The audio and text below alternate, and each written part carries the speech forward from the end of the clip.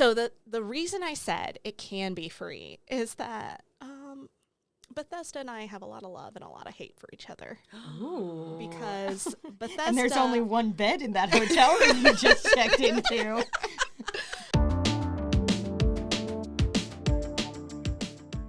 Hi, everybody. I'm Amy Newman. And I am Chris Carr, and we are two filthy casuals. And we know that getting into a new fandom can be intimidating with all the gatekeepers out there, or the vault keepers. The vault keepers. Oh, she did a Wikipedia read before this. Yes, she did. They say this isn't a hard-hitting journalistic podcast. Boo! Yes, it is. Research is happening. What about the vault? And that's why on this podcast we invite on a super fan. That way you can ask your questions, sans judgment, and dip your toe in. And we are so excited to welcome our fan to the pod, Fallout superfan and writer Isabelle Moreau. Hit us with that in the French. You did it way better. Oh, yeah. Isabelle Moreau. Damn. Okay. No. She was like, if you want. And I was like, I want. the spirit is willing, the tongue is not able. We'll get you there at some point. The Duolingo owl is at my house with a gun. Yeah, get it right. Is he still dead? Is it a zombie? I think so. I don't know. I haven't kept up with the lore I on that forgot one. they killed him. I just like the idea of a zombie owl, too, dragging a gun towards your home. I just remember he was caked up, we all discovered. Yeah. What a weird business model. Yeah. It's been a year. But that's not what we're here to talk about. Fallout. I mean, let's just jump in. What is Fallout? What is Fallout? It's a lot of things. Most people know it as a video game or a TV show. I think they also have like mobile games, board games, things like that. I don't really keep up with any of that. I'm here to talk specifically about the video games because that's my one true love, whether or not I wanted it to be. I think I sort of fell into this fandom without meaning to.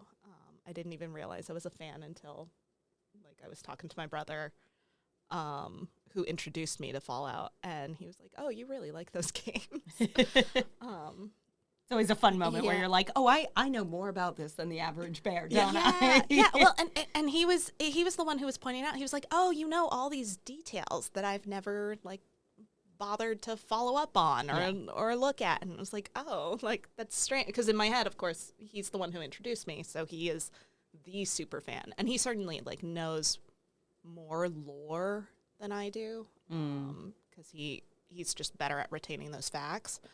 But no, it's a lot of things. So what is sort of because I feel like this is a big one where sort of the lore in the bit of research I've done, the lore and sort of because it's almost an alternate timeline of ours, right? Yeah, it's an alternate timeline that mostly diverges from post-World War II. Mm-hmm.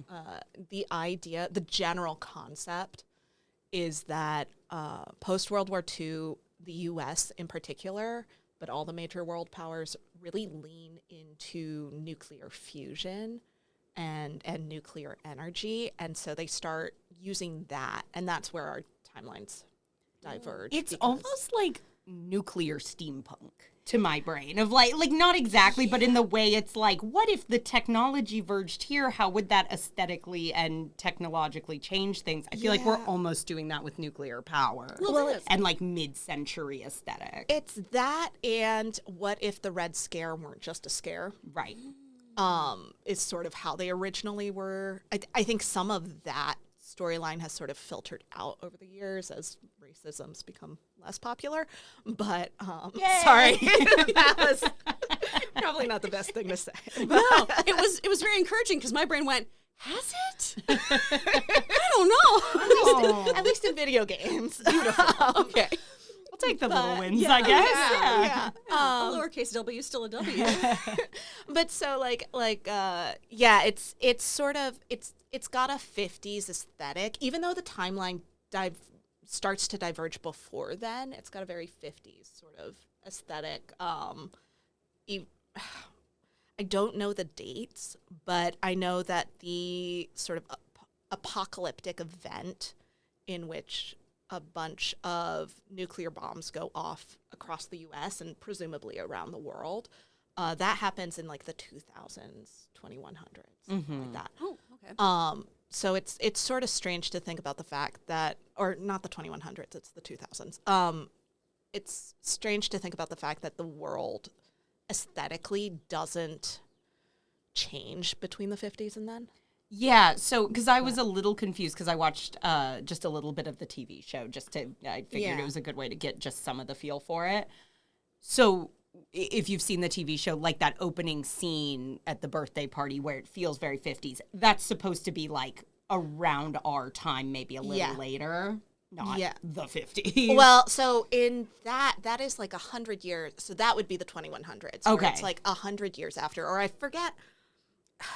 The fun thing about Fallout, just to regroup, the fun thing about Fallout is that while there have been many instances of the story taking place in this universe, none of those instances necessarily adhere to the same canon. Oh. So the show doesn't necessarily follow the same canon as the games. The timeline, generally speaking, is the same, but there are major events that aren't. Okay. And so, that the show takes place roughly, I'm sure somebody out there knows the exact date, but it takes place roughly 100 years post-apocalypse, or 150, 200 years post-apocalypse. Gotcha. So that apocalyptic event, that's kind of our big jumping off point for where a lot of those games kick in. No, the games kick in roughly about, like the first Fallout game takes place, I want to say 100 years after the apocalyptic event. You're always post-apocalypse in the games. And the idea, at least for the first game, was that you're born in a vault, like you see at the beginning of the show. There are these vaults that were created, presumably, allegedly, to protect humanity during the nuclear fallout and bomb. And those bombing. are like the literal fallout shelters people got in. Those are the literal fallout shelters that are advertised by Vault Boy. I know that guy. Yes. It is one of those funny, like, I don't know what this game is, but I know the little thumbs up dude. blonde. Yeah. Do you not trust him? I have strong feelings about blonde men. That's a good feeling to keep, though, because Vault Tech is an evil corporation that created all of these vaults. They said it was to protect humans. It was to run their special social experiments. Yeah. And not so social experiments. So you, Izzy, are saying my take that blonde men should get a real hair color. Yeah. Is correct and accurate. Thank you so much. There's going to be no living with her now. Yeah. No, they're the most evil of evil corporations. I thought you were going to say men.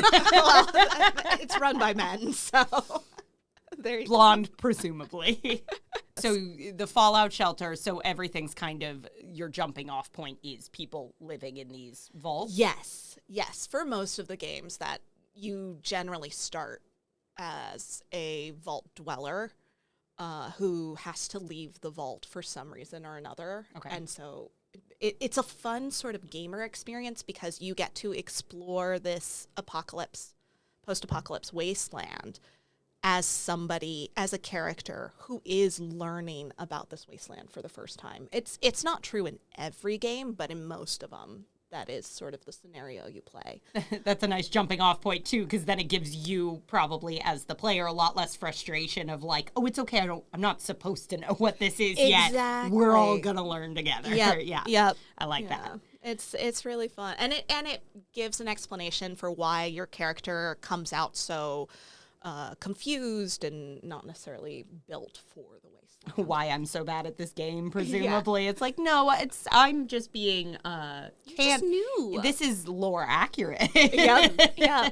It's how I like to play, at least. There's a lot of role-playing possibilities with these games, which is part of why I think I enjoy them so much. Say more right now. What do we got going on here? Well, it's so something my brother and I were discussing was how interesting it is that despite having played the same game or the same games, we have both had very different experiences because he plays a very different way from I do. When he entered the Fallout games, he treated them like shooters. The Fallout 3 was my introduction, and it was the first of the Fallout series to go 3D and have sort of a first-person view with an open world. And so you could... It was sort of revolutionary at the time because it was one of the first games to introduce this idea of, as a character, as a player, you could explore and play in any way that you wanted to. You could be the person that goes around gunning everything down. You could also play the way I do, which is go around sneaking and stealing everything and just hoarding all the loot. Maybe getting to the main quest line at some point. You could be somebody who does just the main quest line. You don't have to do a side quest, things like that. There's a lot of role play in terms of the first game. You didn't have a voiced actor for your character. So even though you have dialogue options and wow, I'm getting too into the nitty gritty. Sorry, rewind. Rewind. I don't think we've, the number of times we've been like, well, we have 5 minutes left. What is this exactly? Fine. Only Death Stranding. That's the only time we've been like, I still don't know what it is, and we've talked for 2 hours. Where are we? What year is it? Yeah, Death Stranding will do that too. Then we kept getting distracted by doing Beetlejuice voices. That's true. It was a whole... our ADHD doesn't help either. But so like... most game, so like with a role-playing game, you, generally speaking, play as a single character. You build your character, so you decide certain stats. And Fallout uses the special system, which is strength, perception, E is endurance, C is charisma, I is intelligence, and A is agility. And that then L's just... Oh, and then L is luck. That's going to drive me insane. You're just you're French, spécial. Yeah. You wouldn't pronounce the L. But yeah, so L is luck, and these are all things you sink points into, similar to D&D. You sink points into these different stats, and that sort of determines how you start off. But you can, sort of change up your build. And what's interesting with Fallout 4 versus the original Fallout games is that you had in the original games a cap on how many levels you could achieve with your experience points and everything. So the cap in the third game, I think, was 20, if I remember correctly, because I remember being very frustrated at hitting that cap. I hit it quite early because I like to explore, because I like doing all the side quests and everything, and you get experience for everything. And then you hit this wall and you can't improve your character stats any further. You just have to get good at the game. And I know. Versus Fallout 4, I had to look this up a couple times because I'm replaying it, and there's no cap, so you can just to infinity. Essentially, no cap? Yeah, you can improve your character. For our audio listeners, I just dabbed on it. It looked sick. It looked so cool. But yeah, there's no level cap, so that's been an interesting change, because then it makes all that time you spend exploring or doing other things worth it, but it can also, I think, sort of unbalance your character versus the game. Oh, you just end up pretty OP'd because of all that grinding. You can get too good. Okay. Yeah. And while some of the enemies do, they have like a percentage or something, there's something on the back end that makes enemies in certain areas improve or level up with your character. Obviously, that doesn't. There comes a point where it doesn't matter anymore. So. Yeah. So these games, the actual gameplay, it sounds like, is sort of a mix between this, like, you're making decisions, you're talking to other characters, you're, like, on whatever mission the game sends you on. Yes. And then also some, like, shooting and... There's a lot of shooting, a lot of killing bad guys. Most of your quests, particularly in all of the games that I've played at least, most of the quests do involve like killing monsters or bounty hunting of some sort or things like that. So there is a lot of shoot 'em ups involved. But most of the game is also decision making, and that's what's fun about it too. So like for example, in the third game, that's my personal favorite, takes place in the DMV in DC, and you have a big decision you can make where the first town you encounter post exiting the vault is Megaton, and it's a town where you get sort of your first major leads in your quest. The main quest line is you're looking for your dad, who's played by or voiced by Liam Neeson. So he's been taken? How the turntable. yeah, he's been taken. You are the get one a particular who- set of skills. Oh shit! Oh no! Yeah, and so you're looking for your dad, and you get to Megaton, you meet the characters there. It's sort of your first intro to how wacky and weird this world is compared to the vault that you came out of. Because you were in Vault 101, which is just up on the hill. Nobody leaves the vault, at least Vault 101. And Until the so groundlings say you can move up. Huh? I said until the groundlings say you can move up, and then you're in 102, and then you keep going on your quest. oh my Yeah. god. And you sink a bunch of money. At least that's me. No, but yeah, so you get to Megaton, and then you encounter a man there who gives you a side quest to go visit this person in a place called Tenpenny Tower, and he wants you to blow up Megaton because if I remember correctly, it's ruining the view from his tower or something like that. He also doesn't like the people there. But you can make the decision to follow through on that. And it has consequences to your game. You blow up Megaton, you blow up a major hub of characters that you could interact with, quests that you could have, things like that. And you can also choose not to, and thus make an enemy of Tenpenny Tower, and that has consequences. And so that's really sort of the delight of these games, is that no two players may make the same decision. Cool. Throughout the whole of their game. Yeah. So with all of these different kind of wacky folks, monster scenarios and things, is it structured in that same way? Like, Zelda, you'll have those certain kind of like little bogoblins that you can go after. So are there certain types of creatures that you were dealing with throughout these series? Yeah. So you have a lot of repeating sort of monster types. Okay. Game to game. And again, what's interesting is that Fallout and Bethesda games in general, what I have found is that they like to repeat characters or monster types, but then the lore shifts slightly, and it's all canon regardless. Just me reinventing myself every 5 years. Yeah. I Like, get for it. example, one of the best examples I feel of this is there's a monster type called the super mutants, and they're in the show in season 2. There's a brief sort of encounter with a super mutant. They're huge. They're green, generally. It's Ron Perlman.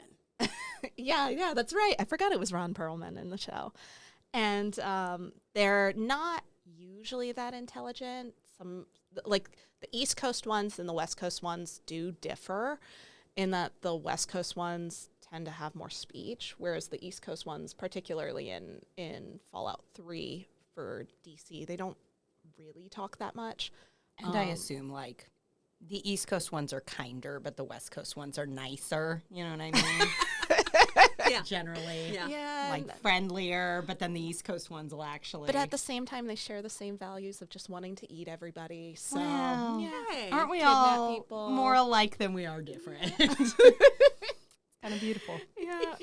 But yeah, so like there's this recurring, but like when you play the third game, the lore for how they were made is that some vault somewhere, I might be getting this wrong, but some vault somewhere. Oh, we've bullied our fans into never Oh, fact check. If Yeah. we're Okay. wrong, If we're wrong, then that's we're not. actually none of your business.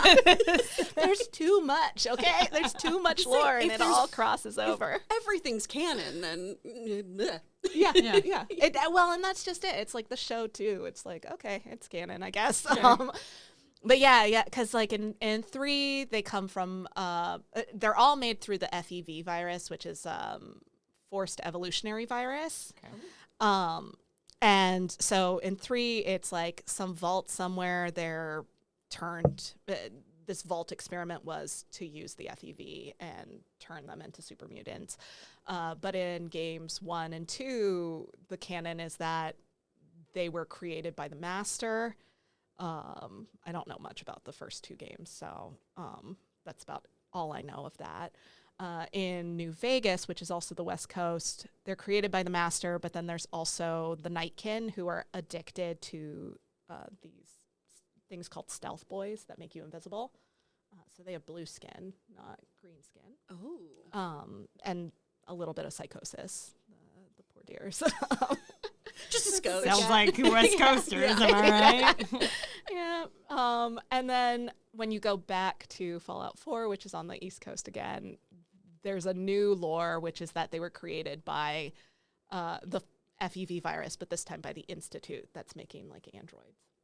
And is that different than from Vault Tech, or are they one of the same? Yes, the Okay. Institute is MIT.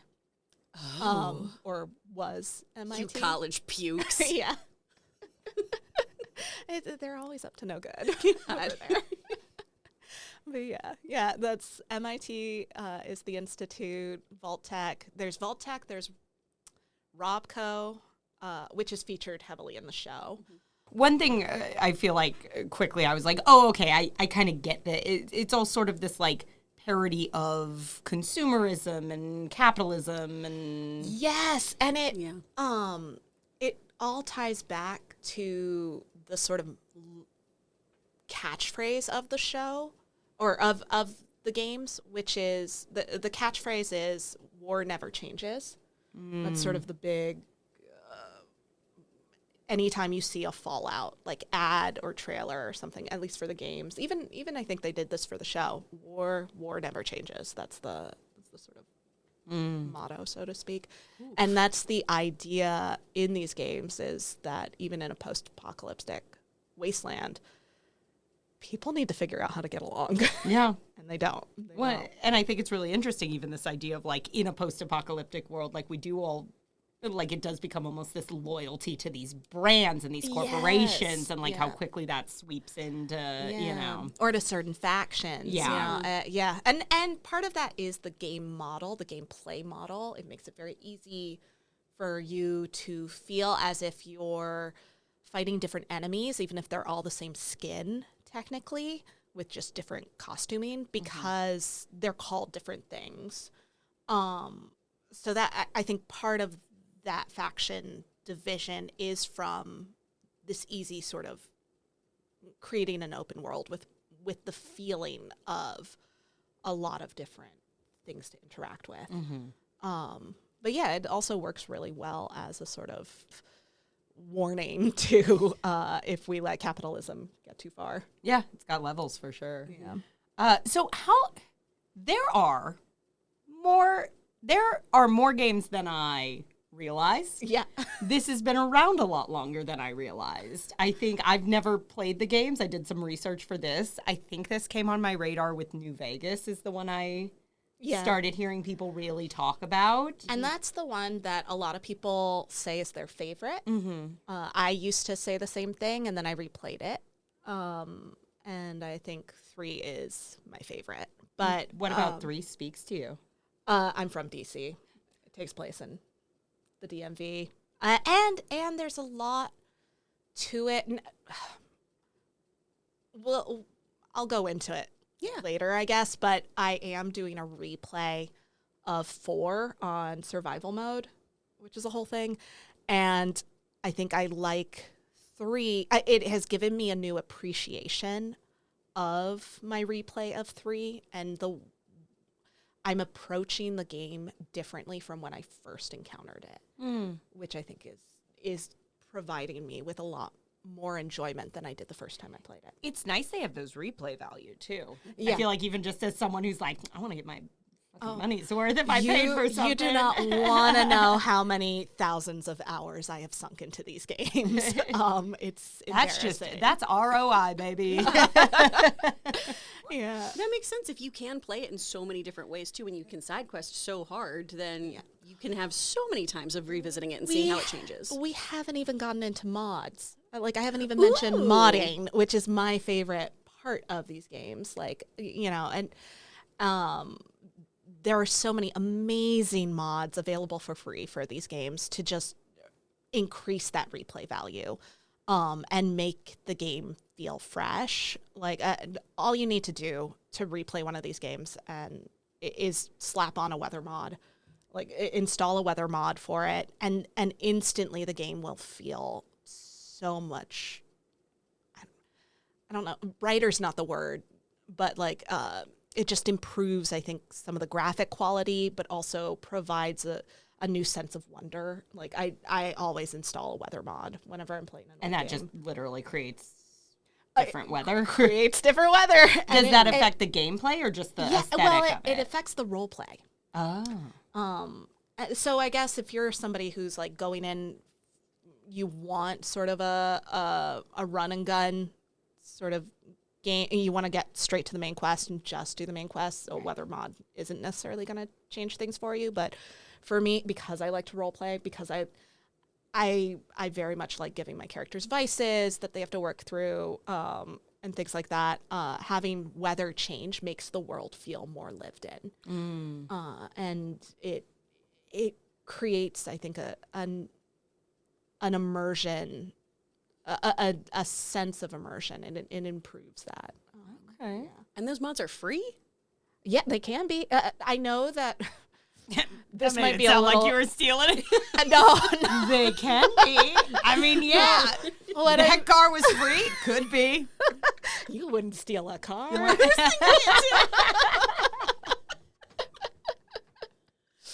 That sounds crazy to me, though, in a world of like DLCs. So Just like spend more money on this game, spend more money on this game. I don't know if Bethesda was the first to do this, but my first encounter with mods was, well, first The Sims, but then with Transfer simulation. I learned that on the podcast. on the podcast. We did a Sims episode and we I were know, halfway I've through. seen it. Yep. Yep. But Hey, it's- you got there eventually, friend. I was 37 years old and went, wow. Slow and steady and all that. Too slow, Amy. Too slow. No, it's never too late to learn something new about a video game. Thank you, Izzy. You're welcome. But yeah, so with 1 minute, let me pull out my handy dandy timeline. Ooh. So the reason I said it can be free is that Bethesda and I have a lot of love and a lot of hate for each other. Ooh. Because Bethesda... And there's only one bed in that hotel room you just checked into. Oh my God. Because Bethesda likes to charge for everything. They love their online. They love their microtransactions. They haven't gone quite the way of EA and The Sims, where they're like pushing out the smallest DLCs and then charging, an arm and a leg for it. But they're definitely monetizing as much as possible. In my opinion, this is not necessarily fact because I don't work for them, but as a consumer, it feels like they're monetizing everything possible. Yeah. And so let me find it, with the release of Skyrim, so Bethesda also created the Elder Scrolls series, and they released Skyrim in 2011, and they introduced the Creation Club, which was an in-game option for installing mods, because people up until then had been modifying the games and sharing these mods with each other online. And so they decided to do the Creation Club, but the Creation Club involves monetary transactions. People were not happy about it. They're still not happy about it. which, yeah, why would you charge for someone else's work, for a fan's work? I will never understand that. But I get mine through Nexus, which is a free application that people can post their mods through. And it works really well with the game. Oh, that's awesome. Yeah. That's a very cool little tip to know about. Yeah. And Nexus does it's not just for these games, obviously. You can find mods for pretty much any major game that somebody's had an interest in and decided they wanted to make something for. People are so clever. They are. I It's love really that. cool. And I think it's what fueled a very gentle interest in coding for me and things like that, because it's awesome. interesting to see like the amazing things people can build. Granted, some of it is stuff that I will never download. You know, it's like reskins of characters. You always find like the beauty mods and things like that. But then you have these really complex ones like weather, which is just incredible. Like, Isn't that just the human experience? Like, people are coming up with like brilliant, almost art to like add on to this piece of art, and then some people are just like, "Well, if I had a fat ass, like, yeah, both are valid. They really Both are. are art. And if they improve your gameplay, have that. Amy's been playing for 48 hours straight. Well, and some of them, like what I like to download, what I use personally is like resorting system. So because in these sorts of RPGs, you have an inventory system and it can get really cluttered. And just the fact that there are people out there who have made a free to download version of their own inventory system that you can install, and I've got one, I forget what the name of it is. It has vastly improved my gameplay because sounds nice. I'm able to sort through my inventory much easier instead of like looking at every single item and being like, do I need that? Do I not want that? Yeah. Same with like the first time I heard about mods was with Skyrim, and it was specifically for arachnophobes, where someone had made a mod. There's like giant crabs. Yeah. There's also spiders, and someone had gone out and made a mod so that way arachnophobes could replace those spiders and other spider-like creatures in their games. I love that. I've seen one for Resident Evil where they replaced all of the spiders with Thomas the Tank Engine. Yes! It's the best. It's so But cute. what for me, a person who is terrified of that fucker. You go back to the spiders. Yeah. It is so unsettling though to see that little tank engine just like coming at you and you're Scurrying? like, what? Yeah, I don't like that. I don't like that. It's pretty ridiculous. So just a quick rundown, because again, these have been around since what, like the 90s? Oh, yeah. Yeah, you were asking about that. Sorry. So, I no. got distracted. On this podcast? So my little cheat sheet Please. of dates. In 1988, Interplay, which is the original sort of developer of Fallout, they made a game called Wasteland. EA published it, and that's really important to know. The publisher and the developer often are not the same. Okay. And so EA published it, which means they had the right to Wasteland, the rights to the Wasteland title, etc. Okay. Interplay wanted to continue developing with Wasteland, but could not negotiate back the rights from EA. EA is a monster. They've always been a monster. They continue to be a monster. You could put that on record for me. Thank God, because Fuck you EA. said it into a microphone. I'm so mad about The Sims. I'm still mad about The Sims. I will always be mad about what they did to The Sims. And then in 1997, so Interplay, to get around that loss, developed a new game titled Fallout. They did so with a subdivision called Black Isle. Okay. Which is in-house. It's still Interplay, but it's their subdivision for, I forget what kind of game development, but they released Fallout in 1997. It's a very different game from what you see now. It's a 2D tactical RPG, turn-based. Okay. Sorry if none of those words mean anything, but like they... I know several of them individually. good. Izzy. I will have you know. It is not my preferred gameplay style, so I don't know much about them. It did have an interesting element where you play as the Vault Dweller, if I remember correctly. You leave your vault because your GAC, your Garden of Eden creation kit, has failed, or your water pump has failed in your vault. So you guys need water. And so you go out into the world to get a GAC, a Garden of Eden creation kit. You come back, and there's like an invisible timer in the game. So you're supposed to do this task in a certain amount of time, and there are consequences if you don't do them like in the timely manner. Sorry, go ahead. Yeah, go ahead. I was just going to say, I feel like 90s video games are on a different level. Like, like 2000 video games just make me want to rip my hair out. Oh, see, for me, like, that's the high I've been chasing since. I love that. So, like, I have tried to play Fallout more than once because I love the idea of the invisible timer that's just ticking in the background. But I just can't get past the turn-based tactical. But I am a flail around until you hit something kind of person, and those games require a lot more thinking, a lot more planning, a lot more strategy. But that was in 97. Then 98, you have Fallout 2, similar game, same developer. Then in, what was it? Between 98 and 04, Bethesda Softworks acquired the Fallout titles from Interplay. I know there was some financial reasons for why Interplay had to sell the title.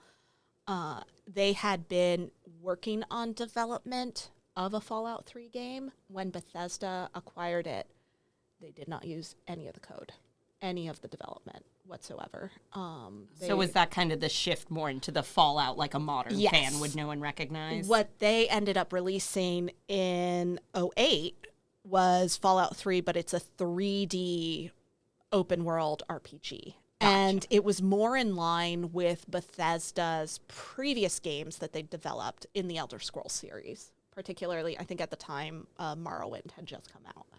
And so that it introduced new fans to the game. However, you have a group of diehards who...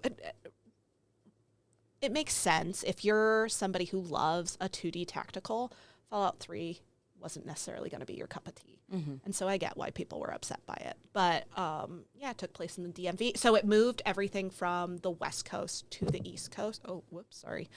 The West Coast to the East Coast. And it was a brand new game, brand new lore, everything canon.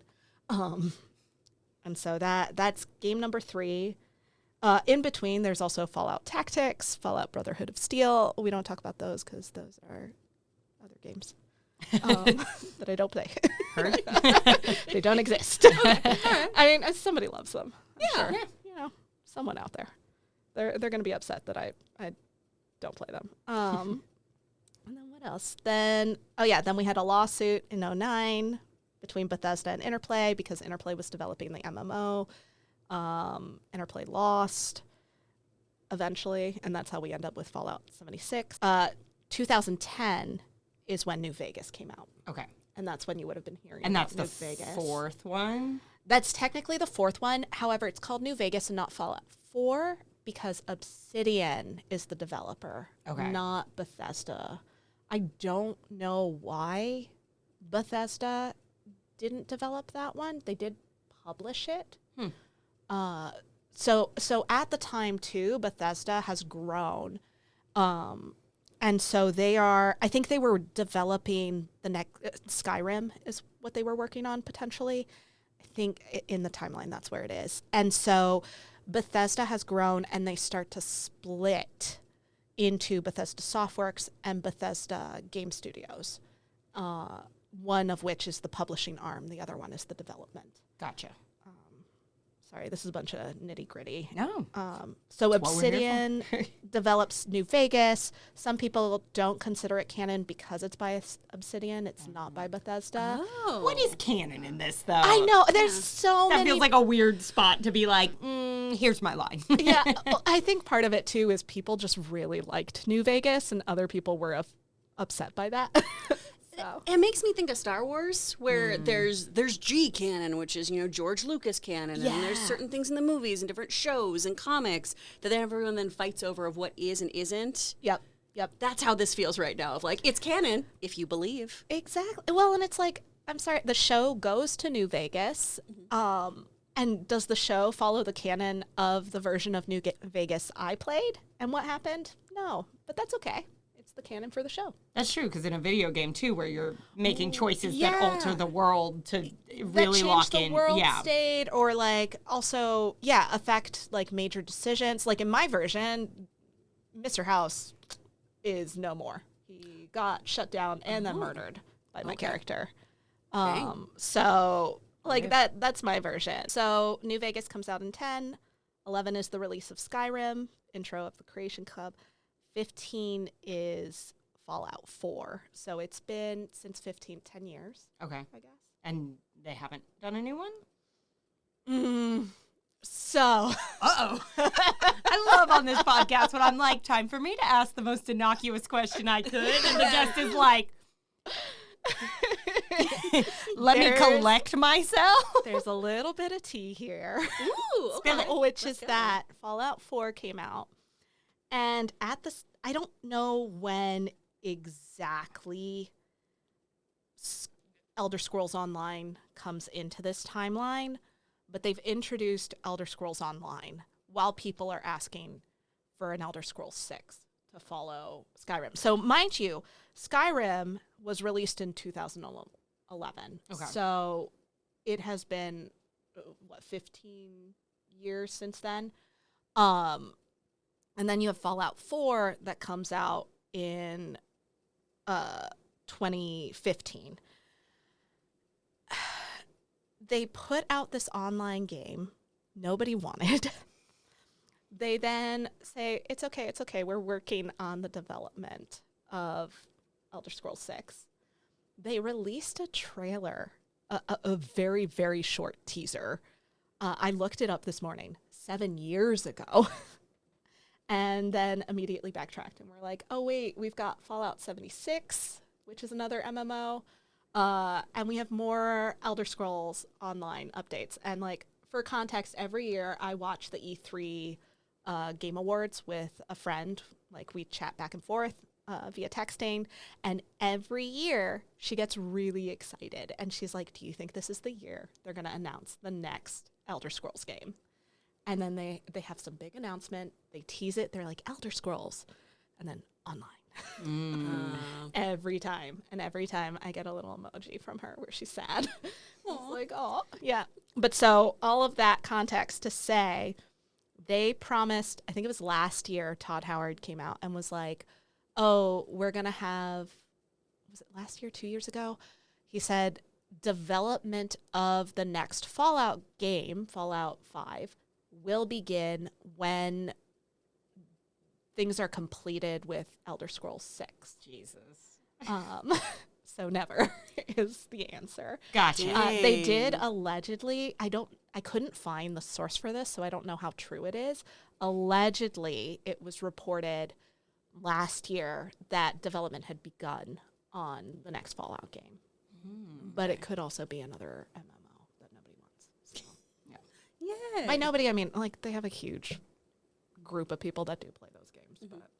Well, with that in mind, too, because we got some viewer questions. So Joseph DeFilippis wanted to know, too, where's the best game to play as a new fan who's only seen Season 1? And I know you've already brought up that these games have different kind of elements to them, too. Yes. So and if you're a show person.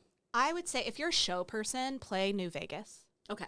Because they go in Season 2 to New Vegas. And it was really fun. I loved the show. I think they did a great job of capturing the whimsy of the games. And so, yeah, play New Vegas, because New Vegas is going to, while you're watching Season 2, you'll be like, oh, that's Camp McCarran. Oh, that's, New Vegas and Mr. House's Lucky 38 and things like that. So it's fun to see that. Awesome. Yeah. We got from Harris McGrade. Which Fallout game has had the largest cultural impact, do you think? Ooh, that I think? Oh, that's a good question. I don't know. I feel like New Vegas is probably the right answer to that. It feels like the buzziest one, like the Yeah. one It I've is. heard people talking about the most. Because, again, it is by far the most popular. It's the one everyone nostalgically remembers best. And I did just recently replay it. And like I said, I think it definitely is nostalgia that's making it so popular. But I think at the same time, you can't discount 3 for reviving the games and giving it a new audience. It was also, for me personally, it was the first time I saw the DMV, not the White House, not DC Capitol buildings, but the DMV at large in popular media. Like The Wire had just happened, I guess, or something. And so it's like that for me culturally was quite impactful as well, because it was so exciting to play a game that took place in my neighborhood, so to speak. I have a quick question. So there's the music in these games feels like a big thing. It is. And I think it's part of where I started hearing about New Vegas. Was a big part of my exposure to these games was songs I like, and someone would go, I know this from Fallout. And I'm Yep. like, what? What is this? Having heard your playlist, that makes a lot of sense. Yeah, the music is a huge, because it's all that mid-century kind of. Yeah, and you spend so much time just running like large distances, especially in the first 2 games. It's like hub and then empty space. And so you spend a lot of time going from point A to point B with nothing to do in between. And it's just road trip vibes. Exactly. Yeah. And having the radio was, I think, genius in terms of game design, because it keeps you locked in. So you can turn a little radio on. Yeah, you turn this radio on, and it's got, like, Fallout 3 in particular has the best DJ. It's 3 Dog. 3 Dog is just magical. He's got such a smooth voice, and like he will randomly cut in and say like little blurbs about things you've been doing in the wasteland. So like if you start a quest or complete a quest, he'll comment on it. He'll be like, and we heard, the lone wanderer strikes again or something. And that's really fun. Yeah, and the radio stations change from game to game. So like New Vegas is more of a sort of country-ish vibe, or like it's got a different sort of tone in terms of the songs. That radio DJ is Mr. New Vegas, who also like cuts in with stuff. And then you have, for Fallout 4, you have a lot of crossover in music, but almost all of the songs deal with references to like bombs or the post-apocalypse, fun, or like burning up, things like that. So really fun for that. Nice. Yeah. I know we're talking more the games with the show, but I know that show was a lot of people's intro to the series. Friend of the show, Corey Taft, just wanted to know, what did the show get right about the games, and what did they get wrong, in your opinion? I mean, again, as we've established, everything's canon, in my opinion. So, like, everything's canon, nothing is canon, it sounds like. So it's like, you can't really get things wrong. I will say where they sort of, moments that I really enjoyed were things like the vault. I think they did a really good job displaying how isolated and wacky vault people can be, because they're in these enclosed communities with like just a paper transcript of like, this is how you're supposed to behave. These are the things you're supposed to do. I think they did a good job of sort of showing that in contrast to the post-apocalyptic wasteland. I also really like actually, this is not necessarily correct, but I like the way what they've done with the Brotherhood of Steel in terms of leaning into the religious fervor that the Brotherhood of Steel has. They don't have as much of that in the games, and I think it was an interesting choice to lean into that for the shows. I think it informs a viewer much more quickly on what's so bad about the Brotherhood of Steel, because on paper they sound like a great organization. They're not. Yeah. They're tech fanatics that will absolutely, it's like you're with them or you're not. There's no in between. What I think sort of made me pause sometimes was they got the death claws really wrong. Which I love a death claw, but they're just so tiny in the show. They're tiny? They're so small. They're supposed to be bigger than that? Yeah. Damn. Or at least in my mind, they're bigger than that. They're scary. And I saw them in the show, and I was like, no, death claws aren't fitting through doors. Like, what's going on there? They're baby death claws. Being kind of like scale for the Brotherhood mech suits, too. That's pretty off, then, I assume? No, the Brotherhood is like, they seem like they're about the same size. Yeah. No, when you're in one of those power suits, power armor, you're not meeting the death claw. Okay. Like, maybe it's because I've been playing so much Fallout 4, and I know that in the East Coast Fallout universe, things are a little bigger. But yeah, the death claws felt really tiny in the show. That's my like little nitpick. I also didn't love what they did with Freeside, but they changed the canon. That's fine, you know. Oh, now we're mad about the canon. Yeah. It's just because, like, I was hoping if they went to Freeside, you'd see a little bit more. It did feel more lived in than it is in the game.